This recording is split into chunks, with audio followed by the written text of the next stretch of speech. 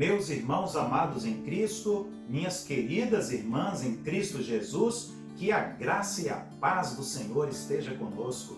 Nós estamos de volta e vamos continuar hoje a nossa série de estudos bíblicos desta semana. O tema muito importante. Estamos falando sobre a Bíblia e a ansiedade. Ontem nós começamos e utilizamos como texto básico Mateus capítulo 6, no Sermão do Monte. O Senhor Jesus falou sobre ansiedade e disse: não estejam ansiosos. Hoje nós vamos continuar, nós vamos prosseguir. Ontem nós tivemos um momento de conceito acerca da ansiedade. Hoje quero trazer alguns dados estatísticos alarmantes, atuais, sobre a ansiedade. Segundo a OMS, Organização Mundial da Saúde, o Brasil é o país mais ansioso do mundo. São cerca de 18 milhões e 600 mil brasileiros sofrendo do transtorno da ansiedade. Índice altíssimo. Cerca de 10% da nossa população sofre de ansiedade. Segundo os pesquisadores, é como se o Brasil estivesse sofrendo uma pandemia de ansiedade. Já não basta a pandemia do novo coronavírus, nós também temos aqui em nosso país essa pandemia com milhões e milhões sofrendo do transtorno da ansiedade. Outro dado estatístico, ainda segundo a OMS, a ansiedade está entre os transtornos mais comuns na vida dos adolescentes. Metade das doenças mentais diagnosticadas no mundo inteiro começam por volta dos 14 anos de idade. E uma última pesquisa, preste atenção, nos Estados Unidos, as pesquisas mais recentes revelam que nos últimos anos cresceu o número de adolescentes diagnosticados com ansiedade, cerca de 20%. Bom, mas nós vamos para a Bíblia. Ontem nós nos concentramos em Mateus capítulo 6, hoje o nosso texto básico, Filipenses capítulo 4, a partir do versículo 5, onde nós lemos o seguinte: alegrem-se no Senhor, novamente direi, alegrem-se. Seja a amabilidade de vocês conhecida por todos, perto está o Senhor. Não andem ansiosos por coisa alguma, mas em tudo, pela oração e súplicas e com ações de graças, apresentem seus pedidos a Deus. E a paz de Deus, que excede todo entendimento, guardará os seus corações e as suas mentes em Cristo Jesus.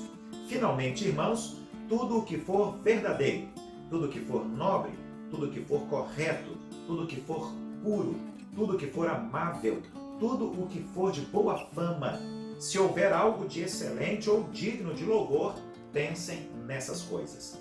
Tudo o que vocês aprenderam, receberam, ouviram e viram em mim, ponham-no em prática e o Deus de paz estará com vocês. Muito bem. Se ontem Jesus disse não andem ansiosos, agora Paulo, o apóstolo, também diz não andem ansiosos. Lembrando que Paulo aprendeu sobre Jesus porque depois da sua conversão, e o nome dele era Saulo, e ele passou a ser chamado de Paulo, passou 3 anos aproximadamente andando e aprendendo sobre as mensagens que Jesus pregou com os discípulos que conviveram pessoalmente com Jesus e também com os apóstolos. Agora, Paulo então replica, ele repete a mesma palavra de autoridade dada por Jesus: não andeis ansiosos por coisa alguma. Aquele que diz para não vivermos ansiosos e de maneira muito prática, ele também disse qual é o remédio, qual é a receita para nós vencermos esse grave problema da ansiedade, que é a oração, mas não somente a oração. No texto, Paulo diz oração e ações de graças. É assim que nós vamos vencer, com pensamentos corretos e com atitudes corretas. Certo autor escreveu que a melhor maneira de nós vencermos um mau hábito é substituindo o mau hábito por um bom hábito. Neste caso, nós vamos parar com a ansiedade deste mau hábito e vamos incluir no seu lugar o bom, o maravilhoso, o ótimo hábito da oração e das ações, das atitudes de gratidão a Deus. Agora, veja, como este texto é claro a respeito da ansiedade. Ele diz: ore e ore com um coração grato, agradecido, contente. Sabe por quê? Porque se você orar murmurando, reclamando, com um coração descontente, cheio de dúvidas e de medo, isso não vai ajudar você a vencer a ansiedade e ainda deixará Deus triste porque você não está confiando nele. A receita, o remédio, a solução contra a ansiedade é a oração com ações de graças.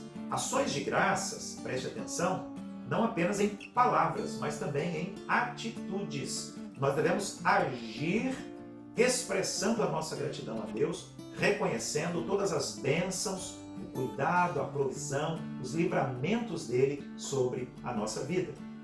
Pastor, ações de graças como? Na prática, vamos servir a Deus. Vamos servir ao reino de Deus através da igreja local, colocando o nosso tempo à disposição do Senhor, nossos dons, nossos talentos, nossos recursos financeiros também.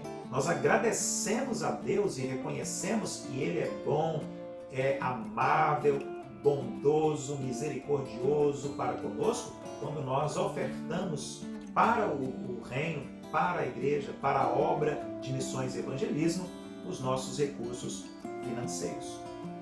Tenho repetidas vezes ensinado aqui em nossa igreja e tenho dito principalmente em nossos cultos de oração da quarta-feira à noite. Meus irmãos, nós precisamos reaprender a orar.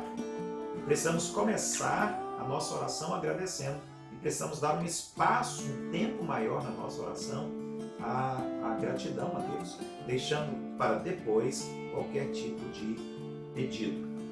Paulo e Silas estavam na prisão. E o que é que eles fizeram? Eles reclamaram? Eles murmuraram? Não, em hipótese alguma.